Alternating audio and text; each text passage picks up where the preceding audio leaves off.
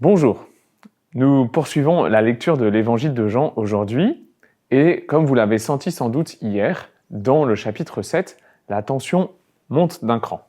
Et donc je voudrais remettre un peu de contexte autour de notre texte, puis vraiment essayer de plonger dans la contemplation de ce Verbe incarné, de Jésus qui a pris notre chair et de la manière dont il a choisi de le faire, ce que ça a comme impact sur ses contemporains et sur nous.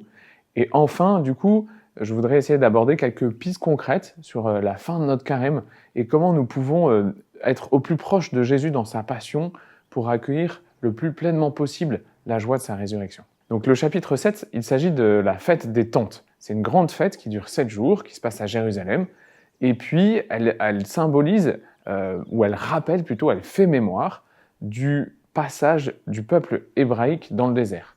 Et donc pendant 7 jours, on vit sous une tente pour se rappeler de la fragilité de la vie et surtout de la dépendance du peuple à Dieu. Et ça, c'est important ce contexte pour comprendre un peu mieux l'enjeu de notre passage. Ensuite, on a vu que Jésus hésitait à monter, ou en tout cas disait dans un premier temps à ses proches, c'est pas le moment, et puis finalement Jésus monte quand même. Ce revirement peut paraître surprenant. Moi, j'y vois vraiment comme la disponibilité de Jésus à l'Esprit Saint, qui au départ lui a dit c'est pas le moment, et puis là qui lui dit c'est le moment. Jésus enseigne dans le temple, et son enseignement est choquant, perturbant. Il bouscule énormément. Pourquoi ? Parce qu'en fait, il vient de Galilée, qui est une région assez perdue, où il n'y a ni tellement de gens, ni une école rabbinique de renom. Et là, on l'entend parler avec assurance. En plus de ça, Jésus, juste avant notre passage, incarne la figure de la sagesse. Il se tient comme elle, debout. Il s'écrie. On peut retrouver des traces de ça dans le livre des Proverbes. Et il parle de cette eau qui désaltère, cette eau de la sagesse, mais, comme nous dit l'évangile de Jean juste avant notre passage de nouveau, en fait, cette eau de l'Esprit Saint qui vient irriguer les cœurs et qui vient permettre à l'homme de se laisser façonner par le Seigneur et de se tourner vers lui. Donc voilà les éléments de notre contexte dans lequel Jésus arrive et parle avec force.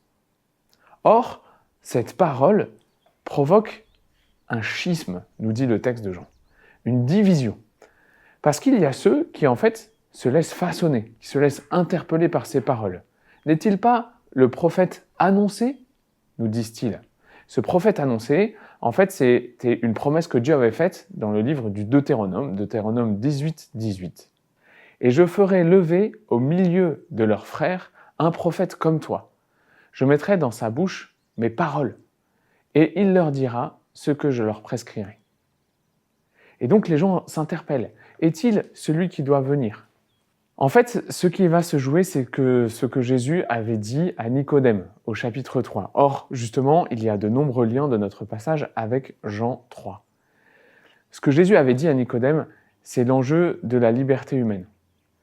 Or, le jugement le voici, disait-il.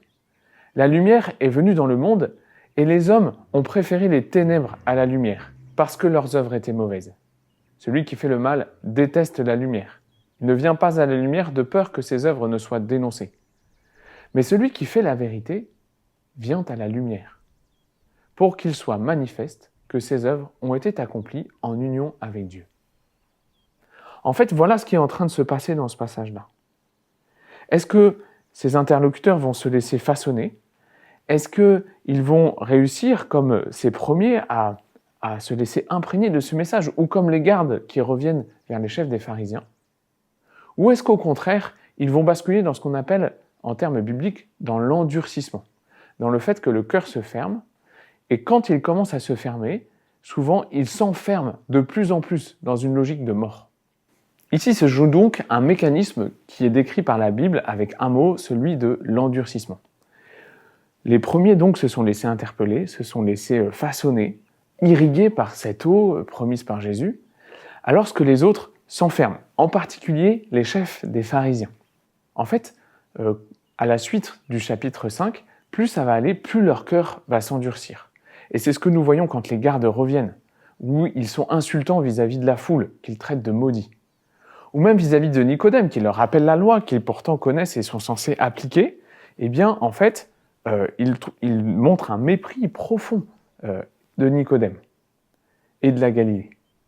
Or, le lecteur attentif, c'est deux choses. C'est qu'un, il y a eu parmi les chefs des gens qui se sont convertis en la présence de Nicodème, c'est déjà le premier démenti. Et deux, le lecteur qui connaît un peu la Bible sait qu'au moins deux prophètes, Osée et Amos, viennent du nord. Donc en fait, par ces deux paroles, on voit que les chefs des prêtres s'endurcissent, ne cherchent pas à s'interroger, ne cherchent pas à se laisser bousculer. Mais comment cela se fait-il ? Comment cela se fait que le Verbe Tout-Puissant ne s'impose-t-il pas plus à ses interlocuteurs ? Pourquoi ne manifesterait-il pas plus à ce moment-là qu'il est vraiment le Verbe, qu'il est vraiment celui qui est attendu, comme les premiers l'ont dit, qu'il est le Fils de Dieu, qu'il est tout-puissant, qu'il peut tout faire ? Pourquoi d'ailleurs ne l'a-t-il pas fait après la résurrection ? Pourquoi ne s'est-il pas manifesté à Pilate ou aux soldats qui l'ont crucifié, ou aux chefs des prêtres pour leur dire « Alors, vous avez vu ?» Pourquoi Jésus d'ailleurs ne le ferait-il toujours pas aujourd'hui ? Parce qu'il pourrait faire un miracle en live sur Twitch, sur un live Insta ou n'importe quelle plateforme, et au moins les gens se convertiraient. Pourquoi d'ailleurs ne le fait-il pas pour moi ? Dans les doutes que je peux avoir, dans les difficultés que je rencontre, pourquoi ne se manifeste-t-il parfois pas plus ? En fait, vous voyez, c'est là la profondeur du mystère du Verbe incarné. Quand Jésus a accepté de se réduire, Paul dit même anéantir dans le temps et l'espace, il veut le faire par amour pour nous. Il veut vivre toute notre vie dans ce qu'elle est, mais dans la simplicité de ce qu'elle est aussi, dans son quotidien qu'il souhaite assumer.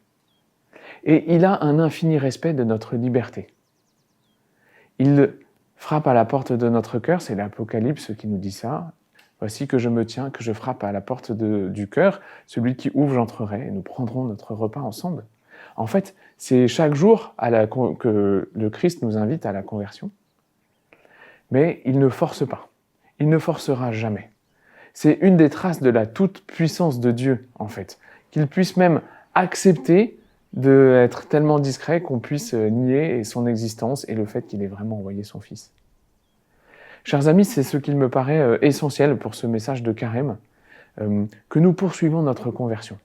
Nous en sommes là où nous en sommes dans notre parcours. Nous avons réalisé des efforts, il y a eu des réussites, il y a eu des choses que nous avons bien faites, et rendons grâce à Dieu pour tout cela. Et puis, il y a eu des chutes, des patatras, des trucs où on a eu la flemme qui a été plus forte finalement. Mais cela ne doit pas nous empêcher de poursuivre ce chemin. Comment allons-nous vivre notre Semaine Sainte ? Comment pouvons-nous laisser l'Esprit Saint nous préparer à être au plus près de ce Dieu qui nous aime tellement qu'il accepte de vivre toutes nos angoisses, toutes nos morts, toutes nos séparations, qu'il les assume, qu'il les remplit de sa présence. Alors oui, chers amis, voilà la profondeur du mystère. Elle est cachée, elle est à chercher, et c'est l'Esprit Saint qui peut vraiment nous guider pour sans cesse, toujours plus ouvrir nos cœurs, déposer nos amertumes, déposer nos endurcissements et lui demander la grâce de cette conversion. Seigneur, nous te rendons grâce pour ce temps que tu nous offres. À travers ces lignes et cette page d'écriture, tu nous manifestes que notre cœur peut s'endurcir, que nous pouvons faire exprès de ne pas voir des moments où tu nous interpelles, où tu nous remets en liberté. Alors Seigneur, nous nous confions à toi, nous confions nos vies, te confions nos chemins que tu connais, de nous ouvrir à la présence de l'Esprit Saint pour sans cesse rendre notre cœur plus malléable, plus souple à ta présence et le conduire vers toi et cette vie éternelle qui a déjà commencé. Amen. Peut-être que nous pouvons demander la grâce de voir nos endurcissements, ces lieux où nous avons construit non seulement peut-être des murs de briques, mais des murs en pierre de taille, où le Seigneur ne veut plus rentrer. Et dans ces lieux, nous pouvons invoquer la présence de l'Esprit Saint pour que lui fasse tomber les murs. Alors...